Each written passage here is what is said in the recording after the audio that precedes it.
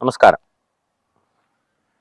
വളരെയേറെ രസകരമായതും അതേസമയം സുപ്രധാനവുമായ ഒരു ചോദ്യമാണ് വാട്സപ്പിൽ ലഭിച്ചു.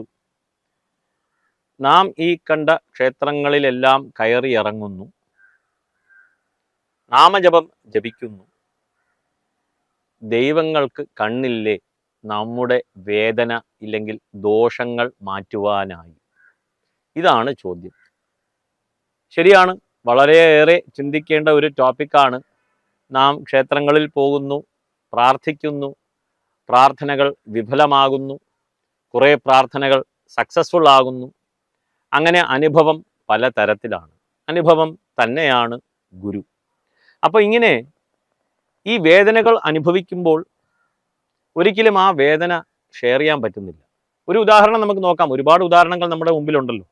അച്ഛനും അമ്മയ്ക്കും കുട്ടിക്ക് മരുന്ന് വാങ്ങിച്ച് നൽകുവാൻ സാധിക്കും.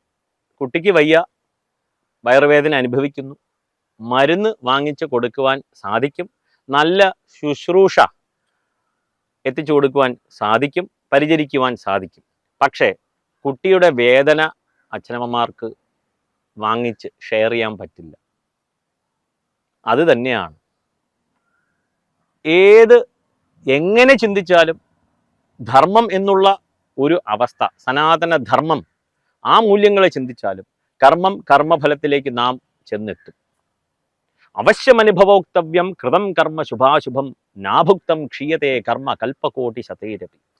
ഈ കർമ്മഫലം അനുഭവിക്കാതെ പോവില്ല എന്നുള്ള വസ്തുത, ഈ ഒരൊറ്റ ശ്ലോകം മാത്രം മതി നമുക്ക് ഭൂമിയിൽ ജീവിക്കുവാനായിട്ട്. വേദങ്ങൾ പഠിക്കണം, ശാസ്ത്രങ്ങൾ പഠിക്കണം, അതൊന്നും നിരുത്സാഹപ്പെടുത്തുന്നില്ല, അതവിടെ കിടക്കട്ടെ. സാധാരണക്കാർ മനസ്സിലാക്കേണ്ട ഒരേ ഒരു വിഷയമാണ് ഇവിടെ ചിന്തിക്കേണ്ടത്. ഈ ശ്ലോകം തന്നെയാണ് അവശ്യമനുഭവോക്തവ്യം കൃതം കർമ്മ ശുഭാശുഭം.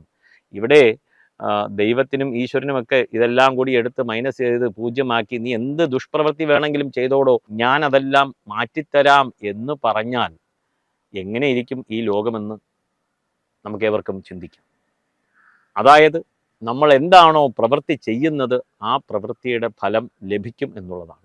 പിന്നെന്തിനാണ് ക്ഷേത്രങ്ങളിൽ പോകുന്നത്, നാമജപം ചെയ്യുന്നത് എന്നുള്ളത് ഏവരും ഒന്ന് അടിസ്ഥാനപരമായിട്ട് ചിന്തിച്ചാൽ മനസ്സിലാകും. നമ്മുടെ ഋഷികളെല്ലാം തന്നെ നമുക്ക് വഴി കാണിച്ചു തന്നിട്ടുണ്ട്. ഈ പറയുന്ന ക്രിയകളെല്ലാം തന്നെ, നാമജപങ്ങൾ എല്ലാം തന്നെ, ക്ഷേത്രങ്ങളിൽ പോകുന്നു, അവിടെ ചെയ്യുന്ന പ്രാർത്ഥനകളെല്ലാം തന്നെ നമ്മുടെ ബുദ്ധിയെ പ്രചോദിപ്പിക്കുന്നു. ബുദ്ധി പറഞ്ഞു തരും ഇത് ശരിയാണ്, ഇത് തെറ്റാണ്, ചെയ്യരുത് എന്നുള്ളത്. ആ ബുദ്ധിക്ക് അനുസൃതമായിട്ട് നാം സഞ്ചരിക്കുന്നു, മുന്നോട്ട് നീങ്ങുന്നു. ഇത് തന്നെയാണ് ഇതിൻ്റെ അടിസ്ഥാനം. അങ്ങനെ നമ്മുടെ മനസ്സിൻ്റെ എത്രയാണോ അതൊന്നും നമ്മൾ എക്സ്പ്ലോർ ചെയ്തിട്ടില്ല. രാവിലെ എണീക്കുന്നു, യാന്ത്രികമായിട്ട് മുന്നോട്ട് പോകുന്നു, രാത്രിയാകുന്നു, കിടന്നുറങ്ങുന്നു, വീണ്ടും രാവിലെ, വീണ്ടും വൈകിട്ട്, ഇങ്ങനെ തന്നെ നമ്മൾ കാലം കഴിച്ച് നീങ്ങിക്കൊണ്ടിരിക്കുകയാണ്. അതിനിടയ്ക്കാണ് ഈ ഒരു ചോദ്യം വന്നത്. അങ്ങനെ ഈ കർമ്മം കർമ്മഫലം എന്ന് നാം ചിന്തിച്ചാൽ തന്നെ കർമ്മം നേരെ പൂർവ്വജന്മത്തിലേക്ക് നമ്മുടെ മനസ്സ് പോയി. ഇനി പൂർവ്വജന്മത്തിലുള്ളത് ഇപ്പോൾ എന്തുകൊണ്ട് വന്നു, എന്തുകൊണ്ട് വന്നില്ല, നാളെ കിട്ടുമോ എന്നിങ്ങനെ പലതരം കൺഫ്യൂഷനിൽ, വെസ്റ്റേൺ തോട്ട് പ്രോസസ്സിൽ അതിലൂടെ നാം ഇതിനെ കാണുവാൻ ശ്രമിച്ച് പരാജയപ്പെട്ട് വേദനകൾ വരുമ്പോൾ അനുഭവിച്ചേ മതിയാകൂ. സന്തോഷം വരുമ്പോഴും അങ്ങനെ തന്നെയാണ്. വേദനകൾ വരുമ്പോൾ എന്തായാലും അനുഭവിക്കുന്നു. അറിഞ്ഞുകൊണ്ട് തീയെ തൊട്ടാലും അറിയാതെ തൊട്ടാലും പൊള്ളുമല്ലോ, അനുഭവിച്ചല്ലേ പറ്റുള്ളൂ. അങ്ങനെ ആ വേദനകൾ അനുഭവിച്ച് മുന്നോട്ട് പോകുമ്പോൾ ഇതെന്തിന് എന്ന് ചോദിക്കുമ്പോൾ ഇവഞ്ച്വലി നമ്മളുടെ മനസ്സിനെ ശുദ്ധീകരിച്ച് ബുദ്ധിയെ പ്രചോദിപ്പിച്ച്, ഏവർക്കും അറിയാം ധിയോ യോനഃ പ്രചോദയാത്.